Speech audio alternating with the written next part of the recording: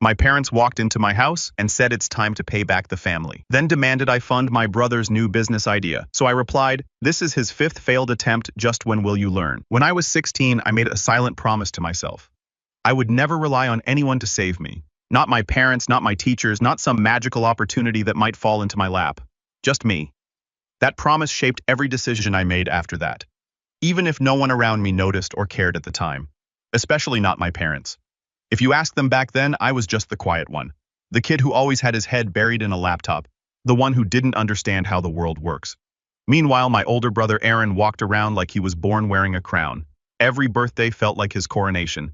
Every dinner was a performance of his supposed brilliance. And my parents, they clapped the loudest. I'm 24 now. But it starts a few years back when I was just turning 21. By then, I had already paid off my student loans. Yes, all of them. I had bought my first home in cash. Nothing flashy, just a small place in the suburbs. And I had grown my e-commerce business into something I could be proud of. 6 figures in revenue. Knew a few freelancers under me, and the kind of freedom that most people my age only dreamed about. I wasn't flashy, I didn't post about it, I just kept my head down and worked, because I knew deep down that if I ever stopped to celebrate, someone would try to take it from me. Turns out I was right. Growing up in a small town, everyone knew everyone's business. Especially when you had a name like ours. My dad Martin was a regional manager for a construction supply company. He wore his title like a badge of honor. My mom Cheryl floated between part-time jobs and being a full-time supporter of Aaron's ambitions. Aaron, 2 years older than me, had always been the golden child. My parents used to joke that Aaron came out of the womb with a winning smile and a scholarship offer. It didn't matter that he failed classes, wrecked 2 cars, or once maxed dad's credit card on a spring break trip he wasn't even supposed to be on. Every time my parents found a way to brush it off. He's just finding himself, they'd say. He's meant for great things. And me, I was the backup plan. The invisible sibling. I still remember one Thanksgiving dinner not long before all hell broke loose. We were sitting at my parents' house, turkey half-carved, my mom already a glass and a half into her boxed wine. Aaron had just come back from trying out a startup idea in LA that ended predictably with him crashing on someone's couch and begging to come home. My parents welcomed him back like a war hero. At dinner, my dad raised a glass. To new beginnings, he said, looking directly at Aaron.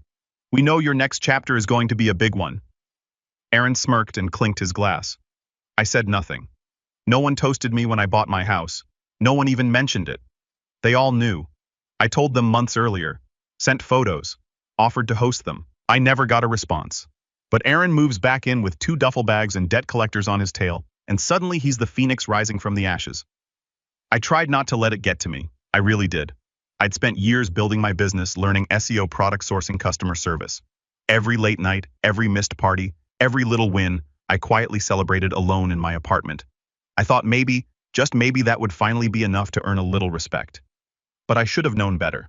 In our house, effort didn't matter. Results didn't matter. What mattered was image, charm, drama. And Aaron had all of that in spades. A week after that Thanksgiving, my mom called me. Her tone was weird, tight, rehearsed. She asked if I could come over to talk. I assumed it had something to do with Aaron. Maybe they wanted me to help him find a job or pretend to be a reference. I was used to being the quiet fixer, the ghost behind the curtain. But when I showed up, I knew something was off. My dad was sitting in his recliner, arms crossed, TV muted. Aaron was on the couch wearing sweatpants and looking smug, like he was in on some inside joke. My mom had that nervous smile she always used when she was about to say something she knew was going to upset me. She gestured to the kitchen table. Why don't we sit down? I remember how slow I moved, how the air felt heavy, like something was about to shift. I sat. My mom took a breath. Then she said it. We were hoping you could help Aaron with a little investment. That word hung in the air like a bad smell. Investment. As if I was some angel investor they could charm into saving their sinking ship. I blinked. What kind of investment? Aaron leaned forward. I've got this idea. It's like a subscription box service, but for tech gadgets. You know, like those mystery boxes. We could market it to college kids. Low overhead, high margins. I looked at him, then at my parents. And you want me to fund it? My dad cleared his throat. Not fund exactly. Just help him get started. You've had a good run, Carl. You've done well for yourself. It's time to pay it forward. Pay it forward like I had been handed something for free. Like my 300 a.m. customer emails. My 14-hour workdays, my ramen-fueled grind through college meant nothing because I hadn't done it the right way. I'm sorry, I said slowly, trying to keep my voice calm. but I'm not in a position to just throw money at a vague idea with no business plan. Aaron rolled his eyes. It's not vague. I've got contacts. I know people. You've been back here for 2 weeks, I said, living in the guest room. That was a mistake. I saw the way my mom's face hardened, the way my dad leaned forward. My mom set her hand on the table. Carl, we're just asking you to help your brother. Family supports each other. I've supported myself since I was 18, I said, standing up. That's how I was taught, right? They didn't answer. And I left. I thought that would be the end of it. I figured they'd guilt trip me, maybe send a few passive-aggressive texts, and then move on. That's how it had always gone. But I didn't know how desperate things were about to get. I didn't know just how far my parents were willing to go to protect their golden boy. Because the next time I saw them was in court. But that's jumping ahead. There's more to tell. So much more. The silent war that started with a favor and turned into a full-blown legal ambush. The betrayal. The lies. The moment I realized my own parents were willing to destroy me just to prop up the son who had never lifted a finger. And how I decided finally to stop turning the other cheek. They didn't knock. It was a Wednesday night, and I remember that clearly because it was inventory night. The least glamorous part of my business, but the most essential. Every week, I'd haul boxes out of the storage room, scan, and repackage products, prep orders for my fulfillment partners. That night, I was ankle deep in shipping labels when I heard the sound of my front door opening. At first, I thought I was imagining things. I lived alone. No one had a spare key. Then I heard the unmistakable click of the deadbolt sliding shut again, and the low murmur of voices. 3, maybe 4. And one of them was Aaron. I came around the corner, fast heart pounding. What my parents were in my entryway. Aaron was behind them, smirking like he owned the place. And my dad? He had a manila folder under his arm, and that self-righteous look he used to wear whenever he lectured me about attitude as a kid. My mom gave me a tight-lipped smile like this was a casual family visit, not a break-in. How did you get in? I asked, stunned. We used the key, my mom said, like it was nothing. Like the emergency spare I'd once given them years ago, back when I still thought we had something resembling a healthy relationship, was an open invitation to waltz in unannounced. I held out my hand. Give it back. Now. She hesitated, then fished it from her purse and dropped it into my palm like a child caught stealing. But it wasn't just that. It was the look in her eyes. She wasn't embarrassed. She was disappointed. At me. What are you doing here? I asked, more tired than angry. Aaron shrugged, stepping into the living room like he owned it. We tried being polite. You slammed the door in our faces. So now we're handling things the proper way. The proper way, I echoed, narrowing my eyes. My dad laid the folder on my kitchen island and slid it across. It's time we had a serious talk, Carl, about what you owe this family. I didn't open the folder. Not yet. I was too busy trying to figure out if I was dreaming. You're in my house, without permission. You have 5 seconds to explain why I shouldn't call the cops. Oh, please, my mom said like I was being dramatic. You're acting like a stranger. I wonder why I shot back. Just read the paperwork, my dad said, nodding at the folder. I flipped it open. At first it didn't register. Legal language, names, numbers, a claim filed in their names against me. Then the words hit me like a slap. Fraudulent withholding of assets, misappropriation of family investment, unjust enrichment at the expense of sibling. I stared at the page. What the hell is this? My voice cracked sharp and loud in the stillness of my home. Aaron stepped up, arms crossed. It's what you get when you lie about where the money came from. I didn't lie about anything. Oh, come on, he said, rolling his eyes. We all know you didn't build this business from scratch. You used the money Grandpa left, didn't you? My jaw dropped. Are you serious right now?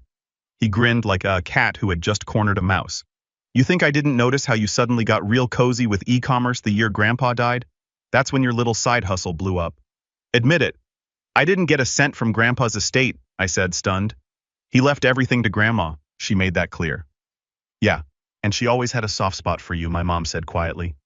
Even when Aaron was the one who needed help. So let me get this straight, I said slowly. You break into my house, throw false accusations at me, and what you want me to admit to stealing money I never touched. We want what's fair, my dad said firmly. Aaron has been struggling. You've clearly been profiting. It's time to rebalance the scales. There it was. The mask was off. I had expected manipulation, maybe guilt trips, but this a lawsuit against their own son. Something in me cracked. Years of being overlooked, talked down to, treated like a background character in Aaron's story, all of it boiled over at once. You want to rebalance the scales, I said, voice shaking. Let's talk about scales. Let's talk about the 2 cars you bought him before he was even 20. The way you co-signed his loans, paid off his credit cards, and let him move back in every time he failed.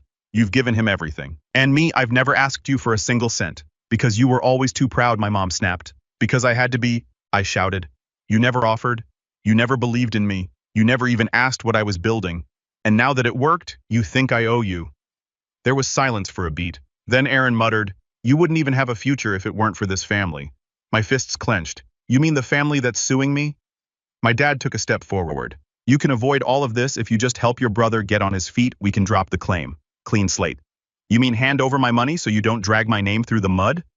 He didn't answer. I picked up the folder and tossed it back. Get out. Now. Oh. My mom looked like she wanted to argue. My dad looked like he wanted to punch a wall. Aaron didn't say a word, just turned and walked out with that smug swagger that said he thought he'd won. But they hadn't won. They'd lit the fuse. Over the next few days, the fallout started trickling in. A letter from their lawyer arrived first, confirming they were going forward with the claim. Then came the calls from extended family, uncles, cousins, even old neighbors I hadn't spoken to in years, suddenly wanting to check in after hearing some things. The rumor mill was spinning fast, and all of it painted me as the villain. I tried to stay focused. My business was still running, orders still flowing, but I couldn't ignore the way everything felt poisoned. Every email notification felt like it might be a subpoena. Every family text felt like a trap. I stopped sleeping. I started checking my front door 3 times a night, and then 3 weeks after the break-in, I got the email that made everything real. It was from my bank. One of my business accounts frozen. Pending investigation tied to a legal dispute. My heart stopped. I clicked through, fingers trembling. I'd done nothing wrong, paid all my taxes, kept clean records, but now, thanks to their baseless claims, I was being treated like a criminal. I called the bank. They were polite but firm. The freeze would stay in place until the claim was resolved in court. Aaron had said he'd make things fair. He was dragging me into the mud and my parents were handing him the rope. I thought that would be the worst of it. But then I found out something that made my blood run cold. Aaron hadn't just filed a lawsuit, he'd filed a restraining order against me, claiming I'd threatened him, claimed I was erratic, hostile, and a danger to his safety. I stared at the copy in disbelief. The timing wasn't a coincidence. He was trying to portray me as unstable so the court would believe his story, not mine. It was character assassination, plain and simple. A smear campaign built on lies and funded by the same people who used to tuck me in at night. That was the breaking point. It wasn't about money anymore. It wasn't even about the lawsuit. It was about principle, about standing up to people who had used love as a leash and expected me to roll over and thank them for it.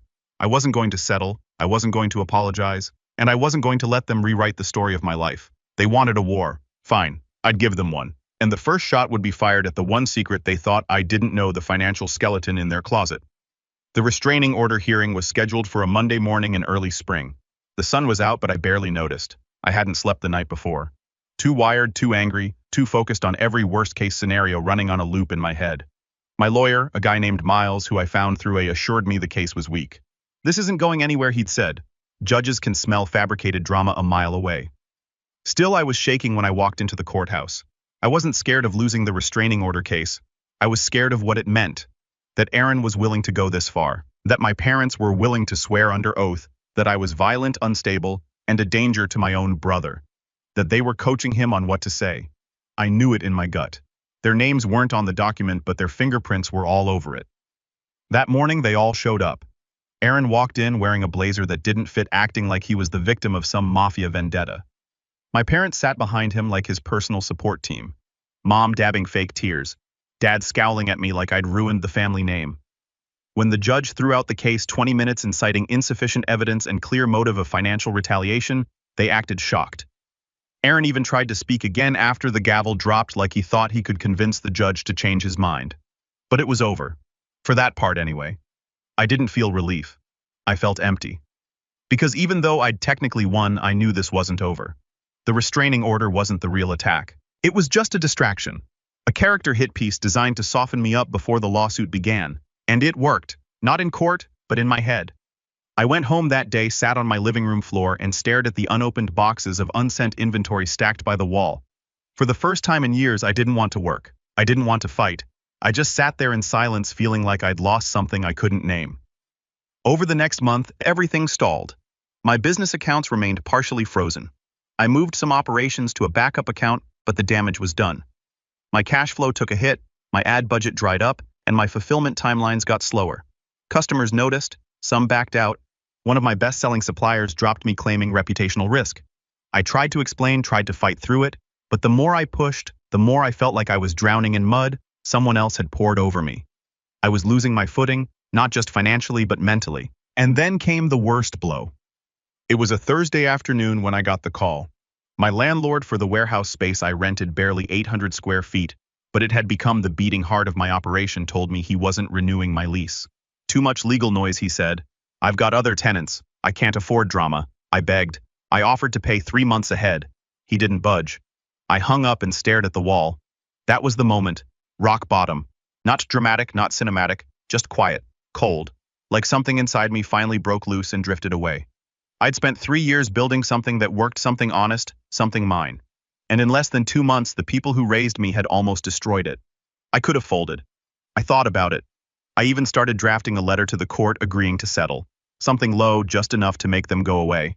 But I didn't send it.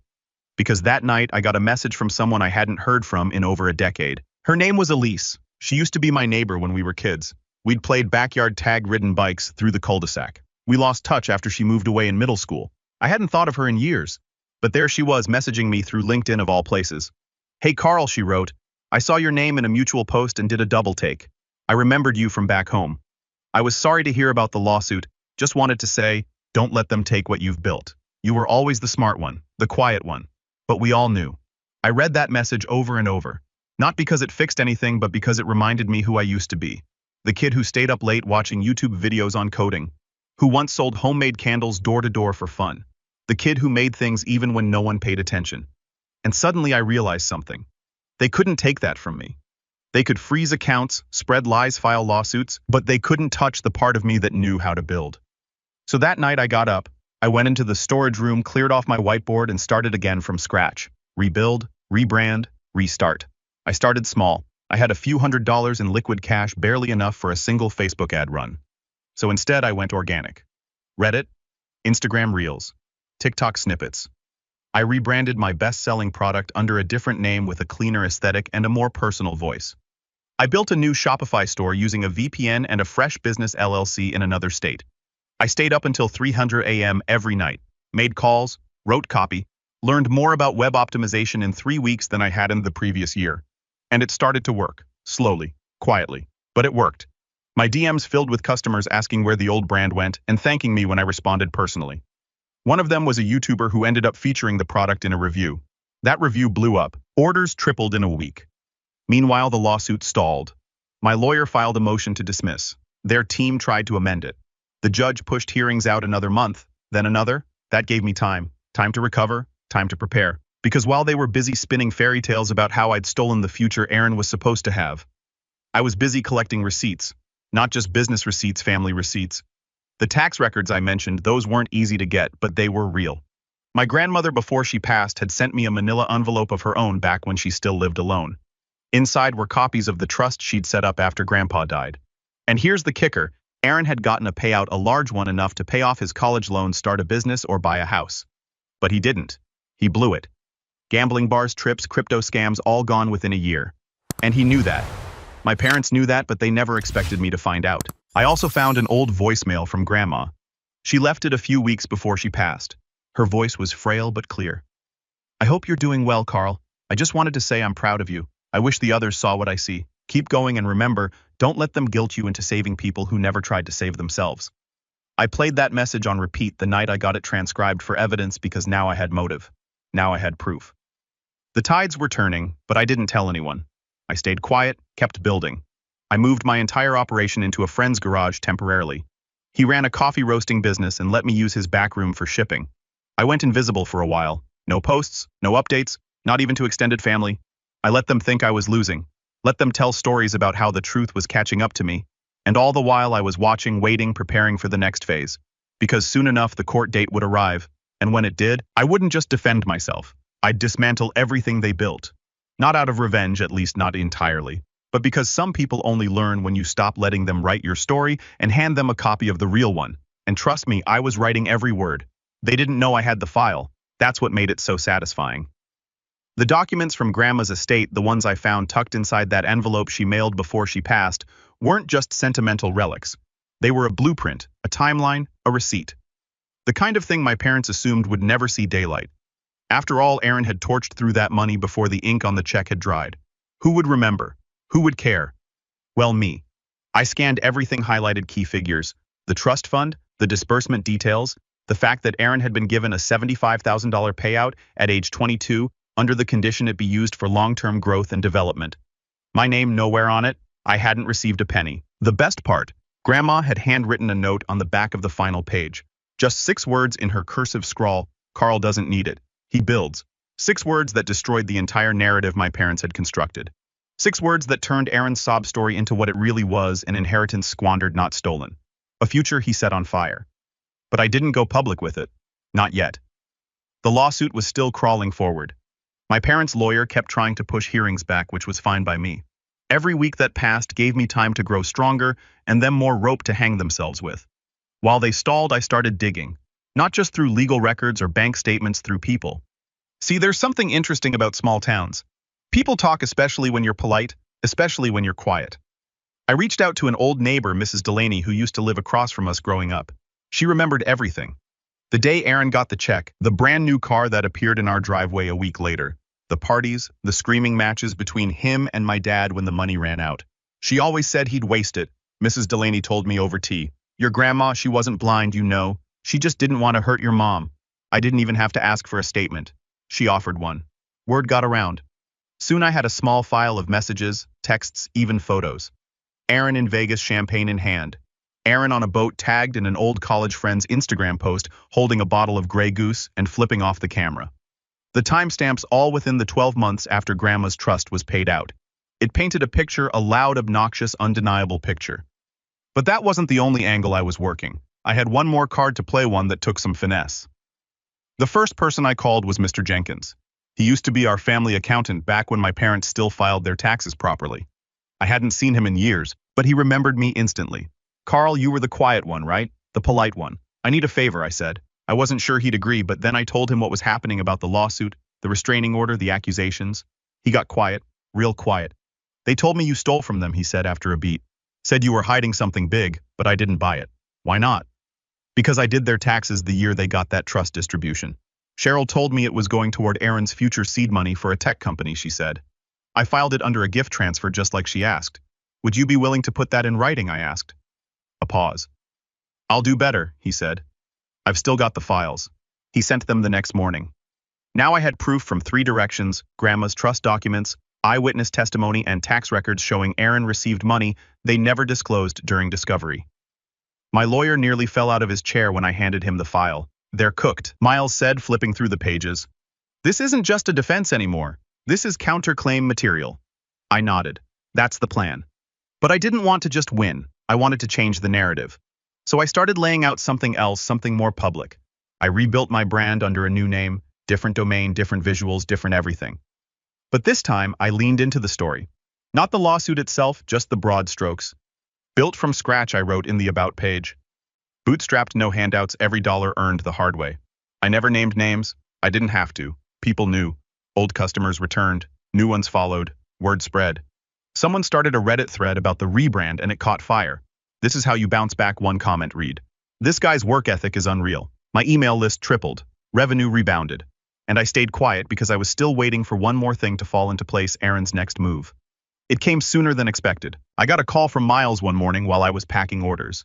They've filed an emergency motion, he said. For what? To freeze your personal assets. They're claiming you're hiding money. I should have been furious. I should have been panicking. Instead, I smiled. Let them try. See, while they've been playing checkers, drunk on rage and entitlement, I'd been setting up the chessboard. Everything I owned was now protected under a new LLC. The house transferred to a trust. The car leased under the business. Even my savings were split between 2 accounts, both under separate holding companies. Miles laughed when he saw the paperwork. You've been busy. They taught me well, I said. Never trust anyone, not even family. We countered the motion with everything: the tax records, the trust documents, the timeline. Mrs. Delaney's letter, Mr. Jenkins' statement, a full audit trail of my business's growth from the day I started selling phone accessories out of my dorm room to the day I bought my house. It was surgical and devastating, but still I wasn't done. Because here's the thing about people like Aaron and my parents: they don't just want money. They want control, the power to shape the story, the ability to say, you owe us, and have everyone believe it. So I planned one final move, something public, something permanent. I scheduled a podcast interview, just a small one, run by a fellow entrepreneur I'd met years ago. It wasn't flashy, it wasn't viral, but it was honest. For an hour I told my story. Not the lawsuit, not the revenge, the real story.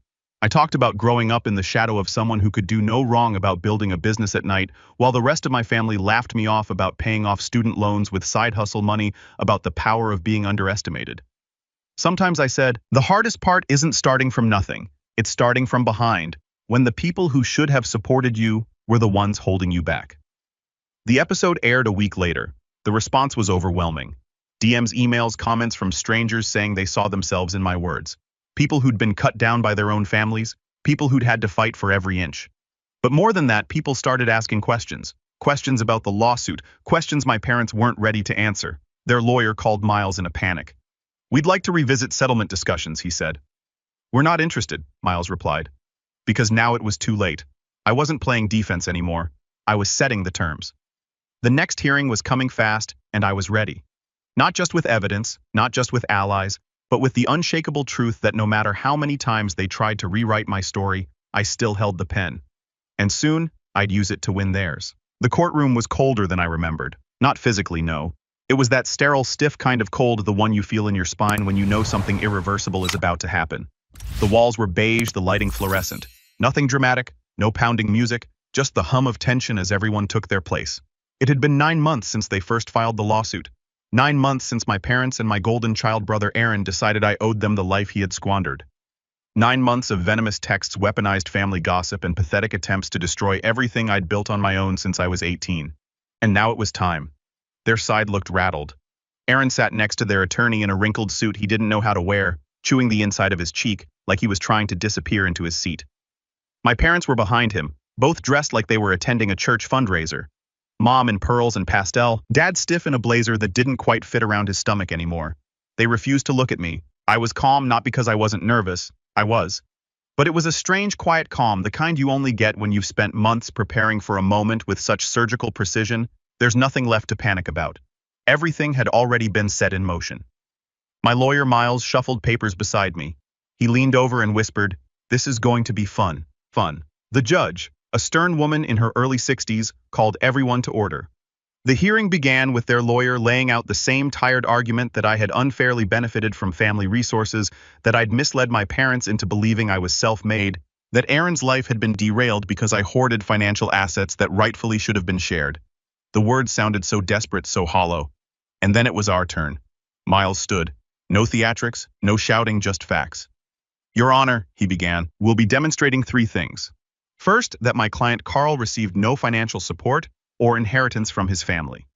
Second, that the plaintiff's son Aaron received a $75,000 disbursement from a family trust which he irresponsibly spent. And third, that this lawsuit is a malicious attempt to extract funds from my client under false pretenses after the plaintiffs failed to control their own finances or their son." Then he dropped the folder hard. Exhibit A, the trust documents from Grandma clearly stating that the money was for Aaron and only Aaron. My name was never mentioned. Exhibit B, the notarized letter from Mr. Jenkins, their former accountant, confirming he filed that gift as a trust distribution with explicit instructions from my mother. Exhibit C, a timeline of Aaron's social media posts, travel logs, and online purchases. Everything from designer sneakers to bottle service in Miami, lining up perfectly with the 12 months following the trust payout. Exhibit D, a recorded voicemail from Grandma herself, authenticated and transcribed, in which she said in no uncertain terms, "Carl doesn't need it. He builds." The courtroom went still. My parents' lawyer tried to object. The judge overruled. The facts stood. Then came the final blow. Miles pulled out the spreadsheet. "Your Honor, we've also prepared a breakdown of my client's business growth over the past 4 years. All of it is verifiable, from his dorm room operation to the first product launch to the Shopify sales records. Every dollar, every invoice, every tax return. There's no missing money, no hidden assets, just a young man who worked hard and succeeded without help." He paused.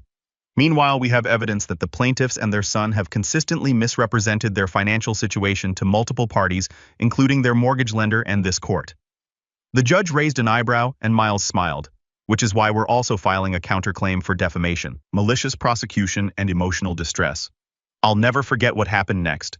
The judge leaned back in her chair, took off her glasses, and looked directly at my parents. I've presided over a lot of family cases, she said, voice calm but cold. But this is one of the more cynical attempts I've seen to weaponize the legal system against a relative for personal gain. Based on the evidence presented, I'm dismissing all claims against Mr. Davis with prejudice. Boom. Done. But she wasn't finished. As for the counterclaim, she continued, Mr. Davis is within his rights to pursue damages, and frankly, I believe he has a case. Their lawyer's face went pale. Aaron just sat there frozen like a deer in headlights. My mom blinked rapidly, her hands fidgeting with her wedding ring. My dad's face flushed red with something between rage and humiliation. But none of them said a word. Not one. We walked out in silence. Once we were in the hallway, Miles turned to me. They'll settle. Trust me. They can't afford not to. And they did. 2 weeks later, their lawyer reached out with an offer. They'd cover all my legal fees, issue a written apology drafted by us, and drop any rights to future legal action if I dropped the counterclaim. I didn't agree. Not yet. Because there was one more thing I needed. Truth. I had the apology published, not buried in a private letter or hidden behind legal jargon. I made sure it went public as a formal statement on my business website, shared in an open letter on LinkedIn, and even featured in the same small podcast that had sparked the first wave of support. The truth had to be visible, not for revenge, for record. I didn't want money from them. I wanted accountability. The day the statement went live, I received over 200 emails. Strangers, friends, former classmates, even a few old teachers, all saying the same thing. Thank you for telling the truth. As for Aaron, he disappeared from social media. Word spread that he'd left town, maybe moved in with a cousin 2 states over. His name became something whispered in our hometown, not spoken with admiration but with embarrassment. And my parents, they lost most of their inner circle. People they used to gossip with now crossed the street to avoid them. Mrs. Delaney said they stopped showing up to church altogether. No more neighborhood barbecues, no more pretending. They didn't just lose the case, they lost the story because I reclaimed it. In the months that followed, my business doubled in size. I expanded to 2 new product lines, hired a small team, and launched a mentorship program for underprivileged students trying to start their own ventures. I called it the Builders Fund. I knew Grandma would have liked that. One day maybe I'll forgive them, but not yet. Because forgiveness is earned and they never even tried. They thought they could take what I built. They didn't realize I am what I built.